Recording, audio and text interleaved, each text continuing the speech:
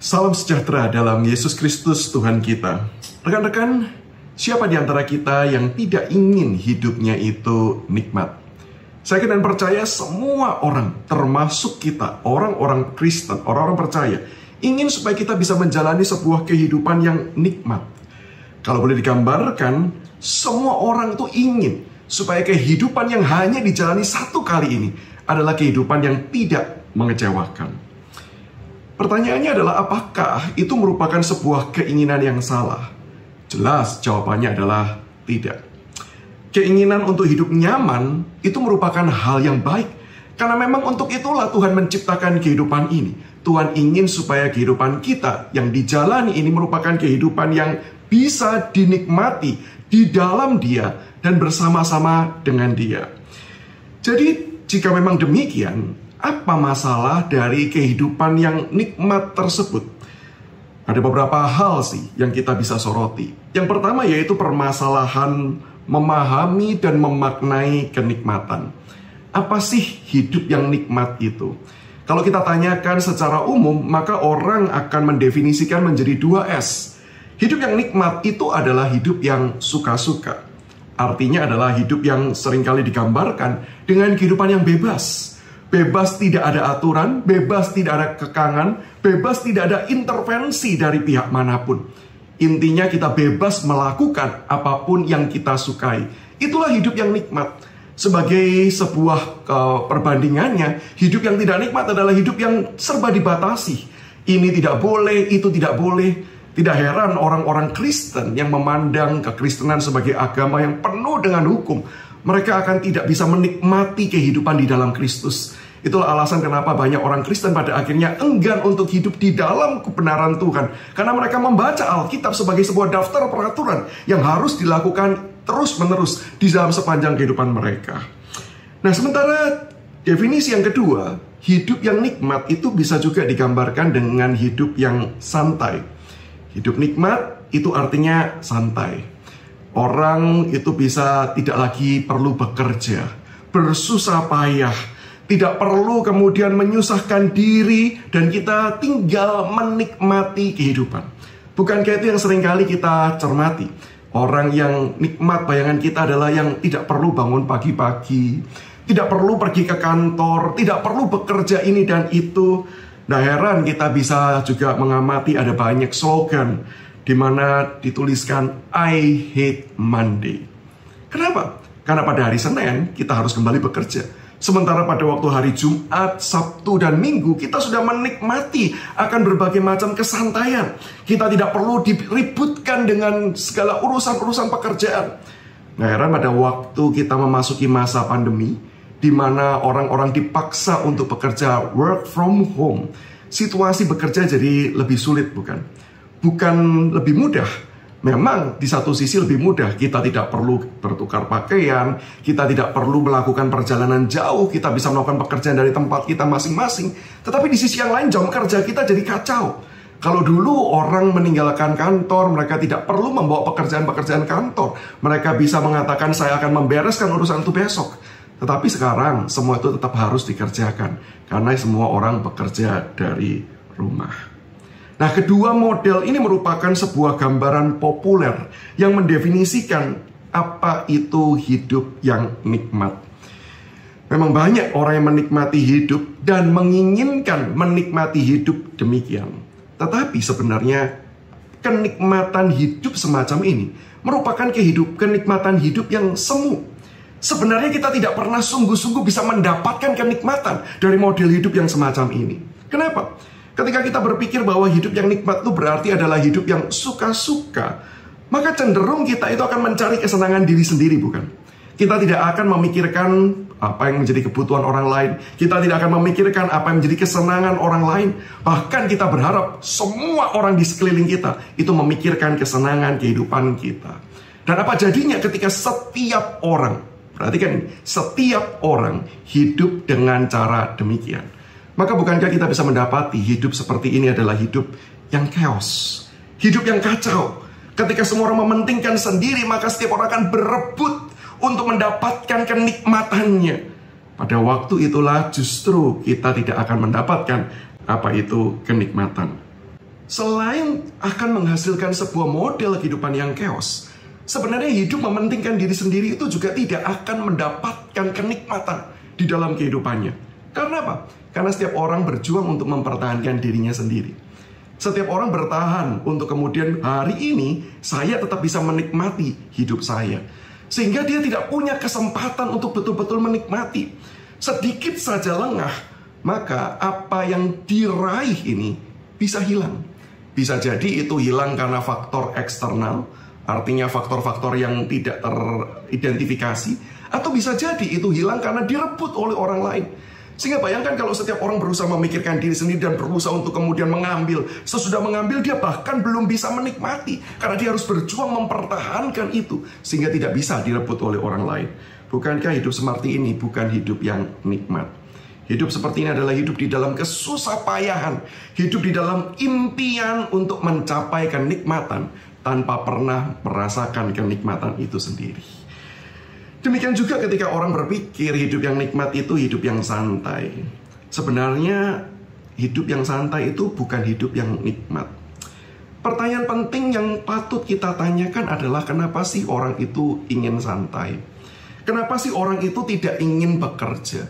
Problemnya bukan pada pekerjaan tersebut.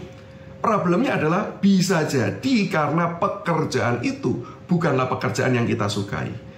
Maka kalau kita jumpai ada orang-orang tertentu yang sangat passionate di dalam pekerjaannya, sangat mencintai pekerjaannya, bahkan dia bisa berani berkata bahwa pekerjaannya adalah calling, adalah panggilan hidupnya. Bukankah orang seperti ini akan selalu digerakkan untuk melakukan pekerjaannya? Dan bagi dia, ketika dia tidak melakukan pekerjaan tersebut, hidupnya tidak lagi bermakna, hidupnya tidak lagi berharga, hidupnya tidak lagi bisa dinikmati. Sehingga problemnya bukan masalah kerja atau tidak kerja. Pertanyaannya adalah apakah pekerjaan tersebut adalah pekerjaan yang sudah tepat, pekerjaan yang sesuai dengan panggilan, pekerjaan yang sesuai dengan passion kita. Apakah kita bisa berkata aku rela mati untuk mengerjakan hal tersebut? Kalau jawabannya iya, maka saya percaya hidup kita meskipun susah payah, bahkan di dalam susah payah kita ada penderitaan-penderitaan, kita tetap akan berjuang mati-matian. Karena kita tahu hidup seperti itu justru adalah hidup yang nikmat. Jadi kalau boleh didefinisikan, apa sih hidup yang nikmat itu sesungguhnya? Hidup yang nikmat sebenarnya adalah hidup yang bermakna. Tanpa adanya makna, maka seberapapun lancar hidup kita, seberapapun tidak ada masalah, tidak ada rintangan, maka hidup itu tidak nikmat. Itu hidup yang percuma, hidup yang sia-sia. Bukankah itu yang dituliskan dengan jelas di dalam kitab Pengkhotbah, di mana ia mempunyai segala sesuatu. Dia mengatakan apa yang menyenangkan mata itu bisa dinikmati, itu dimiliki oleh dia. Tapi bukankah kesimpulan dia tetap sama? Segala sesuatu adalah sia-sia. Segala sesuatu di bawah matahari ini adalah sia-sia karena tidak bermakna. Nah, ini adalah problem yang pertama. Problem mendefinisikan atau memahami apa itu kenikmatan. Yang kedua adalah problem sumber. Apa sih yang membuat hidup ini nikmat? Secara umum orang itu berpikir bahwa kenikmatan itu datang dari luar atau berasal dari pihak eksternal. Maka orang-orang yang berpikir dan berprasangka seperti ini adalah orang-orang yang mencoba untuk mengejar segala sesuatu yang ada di luar itu supaya hidupnya itu bisa nikmat.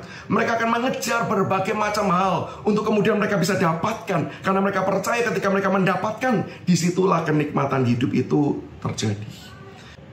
Tetapi belakangan ini orang mulai menyadari, jangan-jangan kenikmatan itu bukan berasal dari luar, tetapi berasal dari dalam. Sebab kalau kenikmatan itu berasal dari luar dan kita itu tidak mempunyai apa-apa, maka bukankah hidup ini tidak bisa dinikmati? Hidup ini tidak bisa kita jalani dengan penuh kenikmatan. Maka orang yang miskin, orang yang berkekurangan adalah orang yang tidak menikmati hidup. Maka kalau kita membaca Alkitab dan kita mendapati Yesus berkata, serigala punya lubangnya, burung di udara punya sarangnya. Anak manusia, yaitu dia, tidak mempunyai tempat untuk meletakkan kepalanya. Yesus dikenal sebagai seorang guru yang miskin. Maka bukankah Yesus berarti hidupnya tidak nikmat? Orang mulai berpikir jangan-jangan sumber dari kenikmatan itu berasal dari dalam, yaitu berasal dari diri sendiri. Bagaimana diri itu bisa menghasilkan kenikmatan?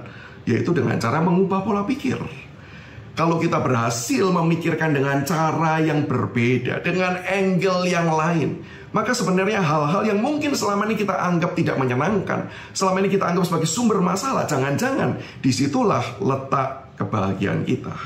Sebagai contoh, ketika orang itu makan makanan yang pahit, saya percaya bahwa sebenarnya pada dasarnya nggak ada orang suka makan makanan pahit. Tetapi ketika cara berpikirnya diubah, makanan ini menyehatkan. Justru dengan makanan ini saya bisa melakukan ini dan itu, saya bisa semakin sehat, tubuh saya bugar dan lain sebagainya. Maka dia mulai menikmati makan makanan yang pahit tersebut. Berarti dari sini orang tersebut bisa menikmati makanan pahit karena perubahan mindset, perubahan pola pikir. Atau contoh yang lain adalah orang yang gagal melakukan bisnis atau melakukan usahanya. Tentu bagi banyak orang kegagalan bisnis adalah hal yang menderita. Hidup yang seperti ini jelas bukan hidup yang bisa dinikmati. Tetapi ketika mencoba untuk mengubah angle melihatnya, ini bukan gagal, tetapi ini merupakan keberhasilan yang tertunda. Maka bukankah hidup itu tetap bisa dinikmati? Hidup itu tetap bisa dijalani. Bahkan ada gairah untuk kembali mencoba lagi, sampai pada akhirnya keberhasilan yang tertunda itu benar-benar terjadi. Nah, upaya-upaya seperti inilah yang dipikir menjadi sebuah cara seseorang itu bisa menikmati kehidupan ini. Namun, coba kita pikir baik-baik.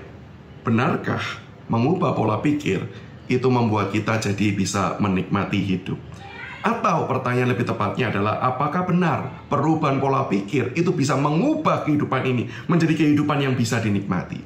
Jawabannya adalah ya dan tidak.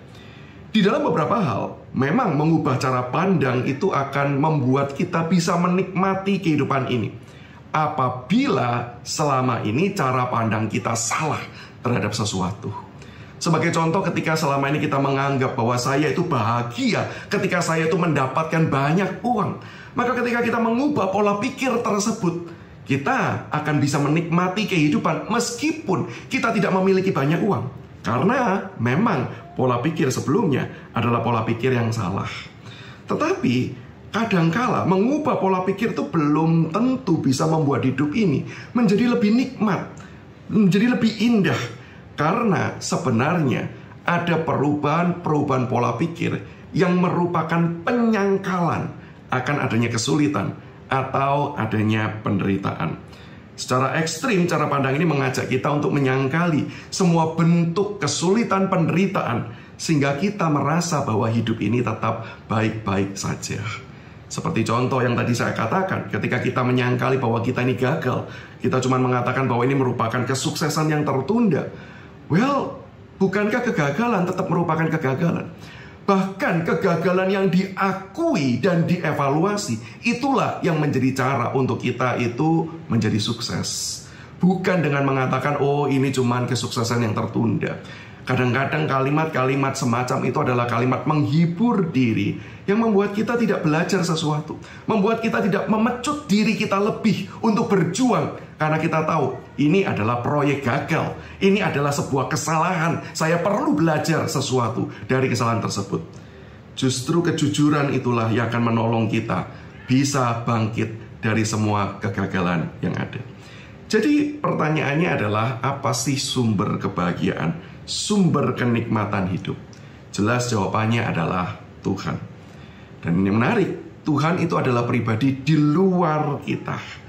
Dia adalah pribadi yang merupakan pencipta kita. Tidak ada satupun tempat di dunia ini bisa menampung dia, karena dia di atas daripada segala sesuatu. Jadi apakah jawabannya berarti yang membuat kita bahagia adalah yang berasal dari luar? Oh, tunggu dulu. Karena Tuhan itu memang pribadi yang di luar kita, bukan diri kita. Tetapi dia tinggal di dalam kita. Dan kita diundang tinggal di dalam dia. Memang benar bahwa yang bisa menyenangkan kita itu pasti bukan diri kita sendiri. Karena kita nggak mungkin bisa kemudian menyenangkan diri kita sendiri, bisa membuat hidup kita itu berjalan lebih nikmat. Apalagi dengan sebuah kesadaran bahwa kita itu sudah jatuh di dalam dosa dan penuh dengan kelemahan. Sehingga tidak mungkin diri kita dari dalam diri ini sendiri itu kemudian bisa membuat kehidupan yang kita jalani menjadi sebuah kehidupan yang bermakna dan nikmat. Harus sesuatu yang lebih besar, harus sesuatu hal yang lebih berkuasa daripada kita, yang kemudian bisa memberikan kenikmatan-kenikmatan di dalam kehidupan. Dan harus yang lebih besar itulah yang bisa memberikan makna di dalam kehidupan kita ini. Dan inilah Tuhan yang diceritakan di dalam Alkitab. Ia pencipta kita, berarti ia lebih besar. Ia pencipta kita, berarti ia lebih berkuasa. Tetapi ia memilih tinggal di dalam kita secara menetap dan menguasai seluruh area kehidupan. Sehingga ia bisa memberikan kenikmatan bukan hanya di dalam waktu-waktu tertentu. Karena dia tinggal senantiasa di dalam kita, maka karena dialah sumber kenikmatan kita, situasi apapun, kondisi apapun, kita tetap bisa nikmat. Karena kita tahu ia beserta kita, ia bersama kita, ia memimpin kehidupan setiap kita. Meskipun ada penderitaan dan meskipun ada kesulitan, kita tetap bisa menikmati kehidupan ini. Karena ada Tuhan beserta dengan kita. Problem yang ketiga, hidup ini tidak nikmat. Karena kita itu mengejar kenikmatan, bukan menjadikan kenikmatan itu sebagai buah atau hasil. Rekan-rekanku, sebenarnya kenikmatan itu tidak perlu dikejar. Karena kita tidak mungkin mengejar kenikmatan. Orang yang senantiasa mengejar kenikmatan akan berujung pada kegagalan dan kekecewaan. Karena kenikmatan itu tidak pernah bisa diraih. Kenikmatan itu ketika ditangkap dia seperti uap yang segera menghilang. Ketika kita buka, kita tidak mendapatkan apa-apa. Kenikmatan itu merupakan buah dari sesuatu hal yang lain. Sama seperti orang yang hidup saling mengasihi, saling mencintai. Ketika mereka saling memberi diri mereka, saling melayani, saling berkorban, maka bukankah mereka akan bisa menikmati perjalanan cinta mereka? Contoh yang lain, seorang misionaris yang menikmati hidup di ladang misi yang sulit. Ladang misinya sulit, pekerjaan tidak mudah. Tapi kenapa dia bisa menikmati kehidupan? Dan kenapa dia bisa berkata, hidup ini nikmat. Bahkan kalau saya itu diberikan kesempatan, saya akan menjalani kembali hidup seperti ini.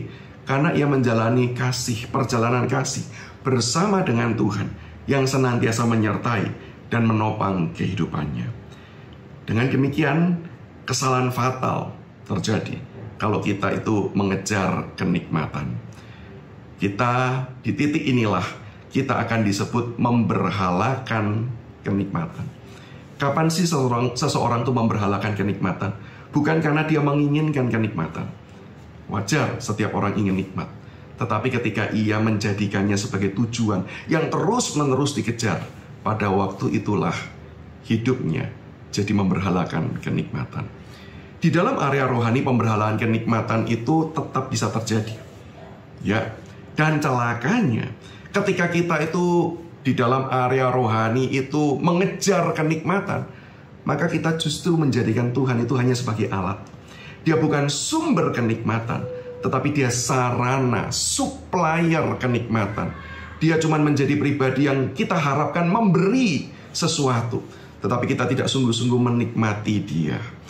Sehingga kalau kondisi seperti ini terjadi, orang itu hanya melakukan ritual-ritual rohani, bukan dalam rangka untuk menikmati relasi dengan Tuhan.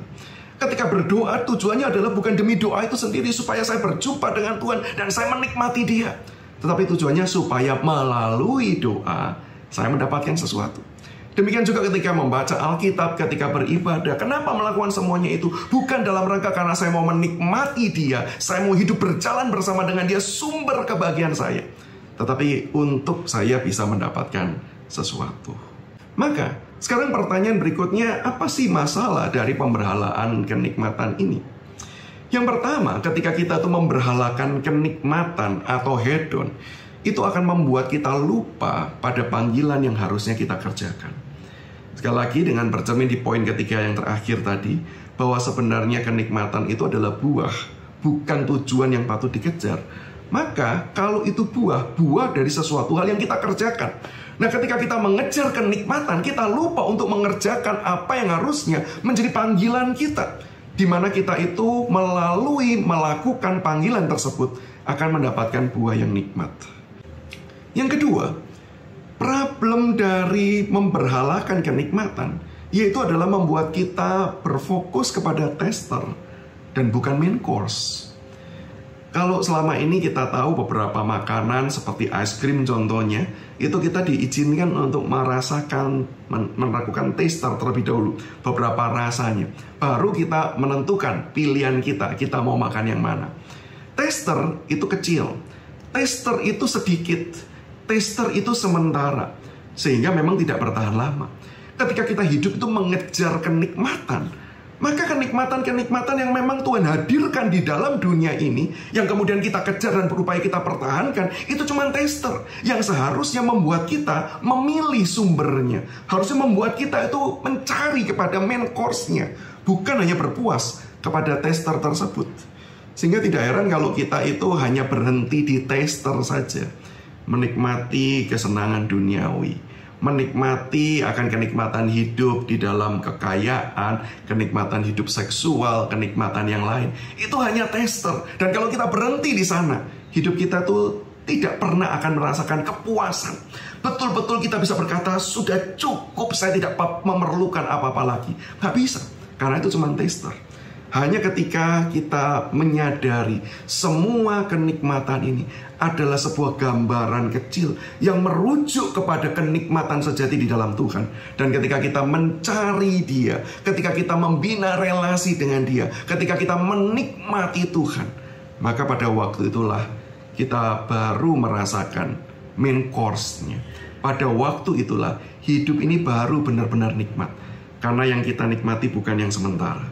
Yang kita nikmati adalah pribadi yang kekal, pribadi yang tidak pernah berubah, pribadi yang senantiasa baik, pribadi yang senantiasa luar biasa di dalam kehidupan setiap kita. Dan Dia sudah tunjukkan dengan jelas melalui karya keselamatan, inkarnasi di dalam Yesus Kristus, bagaimana Dia Allah yang menjadi manusia, mengorbankan diri demikian rupa, supaya kita yang berdosa diselamatkan di dalam Dia. Maka bukankah main course inilah yang ketika kita mengarahkan diri kita untuk hidup di dalam Tuhan, hidup menikmati Tuhan, pada waktu itulah kita baru menjalani hidup yang nikmat. Dan kenikmatannya, kenikmatan yang sejati. Maka di dalam bagian yang terakhir kita mau belajar bagaimana kita menikmati main course tersebut. Bagaimana kita belajar menikmati Tuhan, menikmati Kristus di dalam segala keindahannya. Yang pertama, menikmati Kristus itu berarti menikmati karya anugerah khusus, karya keselamatan yang Ia kerjakan di dalam kehidupan setiap kita. Rekan-rekanku, ini adalah fondasinya. Kita tuh bisa sungguh-sungguh berkata seperti Daud, Tuhan itu gembalaku, aku tidak memerlukan apa-apa lagi. Ketika hidup kita itu sudah memiliki Kristus di dalamnya, kita tidak perlu apa-apa lagi. Karena keselamatan yang diberikan di dalam Dia, kasih anugerah kekal yang dicurahkan, relasi kita dimasukkan di dalam relasi dengan Bapa dan Roh Kudus yang begitu sempurna. Ketika kita bisa menikmati kasih itu, saya percaya nggak ada sesuatu hal yang kita rasa kurang. Justru kita tuh akan semakin hari semakin takjub, semakin hari semakin kagum akan karya baik yang Allah tuh terus-menerus lakukan di dalam diri kita. Bahkan ketika kita sadar kita tuh senantiasa berdosa, kita senantiasa gagal, kita senantiasa jatuh. Tetapi Dia terus-menerus menyatakan kasih-Nya, pengampunannya, menopang kita. Disitulah kita tahu, ini kasih yang begitu besar, begitu tinggi, begitu dalam, tidak bisa digantikan dengan apapun. Dan disitulah hidup kita merasa nikmat. Hidup kita baru bisa terpuaskan. Dan kita bisa berkata, cukup ini, saya nggak memerlukan apa-apa yang lain lagi. Tetapi rekan-rekanku, ketika kita hidup menikmati Kristus di dalam anugerah keselamatan, anugerah pengampunan yang Ia berikan, itu juga tidak membuat Kristus berhenti mengasihi kita dengan memberikan kita anugerah-anugerah umum yang sebenarnya juga diberikan kepada siapapun, baik itu orang baik, orang jahat, orang berdosa, orang yang sedang melakukan dosa, maupun orang yang sedang tidak melakukan dosa. Tuhan memberikan itu seperti matahari, Dia berikan baik pada orang baik maupun orang jahat. Hujan diberikan baik pada orang yang baik maupun orang jahat. Itulah anugerah umum Allah. Sehingga di dalam bagian ini rekan-rekanku, ketika digabungkan, kita sudah merasakan kasih Kristus yang begitu besar. Tetapi Kristus masih menambahkan kita dengan berbagai macam anugerah umum. Ada harta kekayaan, ada keluarga yang indah, ada gereja yang baik, ada komunitas yang saling mempertumbuhkan. Itu semua adalah anugerah umum yang baik, yang indah, yang diberikan Kristus bagi setiap kita. Dan bukankah hidup kita tuh dengan kasih pengampunannya saja kita tuh sudah tenggelam? Itu bahasa Paulus ya. Sudah tenggelam, kita itu sudah betul-betul tidak diliputi total dengan kasih Allah. Kita itu sudah tidak kekurangan. Kita tuh masih ditambahkan lagi akan kasih berkat-berkat yang umum. Sehingga kalau hidup kita tuh bersumber dari karya keselamatan Allah, lalu kita tuh mendapatkan berkat umum, syukur kita beda loh. Kalau kita itu tanpa berkat anugerah khusus Allah, kita menikmati berkat umum, maka kita terima duit, kita bersyukur. Kita nggak terima duit, ya kita bingung apa yang kita mau syukurkan. Tetapi ketika kita sudah menerima karya keselamatan Allah, kita sudah menerima karya pengampunan Allah, topangan yang selalu Allah berikan bagi kita orang-orang berdosa dan lemah ini, lalu Tuhan masih berikan lagi berkat-berkat yang lain, maka ketika kita terima, kita tuh akan terkagum dan berkata, Tuhan, Engkau sudah begitu baik, kenapa Engkau masih berikan ini lagi? Tuhan, cukup. Tapi Tuhan itu seperti Allah yang generous, yang terus-menerus memberikan tanpa henti, karena memang Dia adalah Allah yang baik itu. Sehingga respon kita ketika menerima berkat-berkat umum tersebut menjadi berbeda. Syukur kita akan berlimpah, bukan karena berkatnya banyak, tapi kita tahu ini bonus yang sebenarnya Tuhan tidak beri juga nggak apa-apa, tapi Dia terus beri dalam kehidupan kita. Dan menikmati Kristus yang ketiga adalah menikmati Dia, menikmati penyertaannya ketika kita hidup di dalam panggilan Tuhan. Tuhan memanggil kita untuk hidup di dalam Dia dan hidup di dalam panggilannya, mengerjakan akan misi Allah. Sehingga setiap orang yang melakukan panggilan Allah, setiap orang yang tunduk dan taat, mereka adalah orang-orang yang disertai oleh Tuhan. Mereka adalah orang-orang yang dipimpin oleh Tuhan. Dan mereka, orang-orang seperti inilah Tuhan itu berkata dan menyatakan diri sebagai Allah yang Immanuel. Dan ketahuilah, aku menyertai kamu senantiasa sampai pada kesudahan zaman. Rekan-rekanku, kapan penyertaan itu diberikan? Kalau kita baca konteks Matius 28, dimulai dari ayat 19, ketika kita memenuhi panggilan Tuhan. Dan kalau kita membaca Matius pasal ke-1, kapankah Allah Immanuel itu menyatakan diri? Disebut Immanuel, Allah beserta kita. Kepada siapa ungkapan itu diberikan? Kepada Yusuf yang menyediakan diri untuk tunduk dan taat memenuhi panggilan Tuhan. Sehingga ketika kita sudah dipenuhi dengan karya keselamatan, diberkahi dengan berbagai macam berkat umum, kita menyerahkan diri kita untuk Tuhan, kita menyerahkan diri kita untuk melayani Tuhan, kita menyerahkan seluruh yang kita bisa berikan. Tuhan itu tidak kemudian berkata, nah wajar ya, sudah impas, saya kasih, kamu kasih. Ketika kita beri diri kita bagi Tuhan untuk melayani Dia, melakukan panggilannya, yang Dia kerjakan, Dia masih sertai kita, Dia masih berkati kita dengan pemeliharaannya. Sehingga meskipun ada tantangan, meskipun ada kesulitan, disitulah kita tetap kuat, karena penyertaannya diberikan senantiasa. Maka rekan-rekanku, ketika kita bisa menikmati Kristus di dalam 3 hal ini, anugerah khusus, anugerah umum, dan providensianya yang Dia berikan, saya percaya hidup kita itu adalah hidup yang nikmat. Kita akan bisa mengevaluasi hidup ini. Kita akan bisa melihat ke belakang, menghitung satu demi satu apa yang Tuhan sudah kerjakan. Dan kita berkata, wow, hidup kita hidup yang luar biasa. Karena Tuhan yang memberkati. Karena Dialah sumber kebahagiaan kita. Maka pertanyaannya, maukah kita mengarahkan hidup kita, mengarahkan diri kita, bukan mengejar kenikmatan, tetapi mencari dahulu kerajaan Allah dan kebenarannya. Dan lihatlah, karya Allah yang besar itu akan memuaskan kehidupan setiap kita. Kiranya Tuhan Yesus memberkati.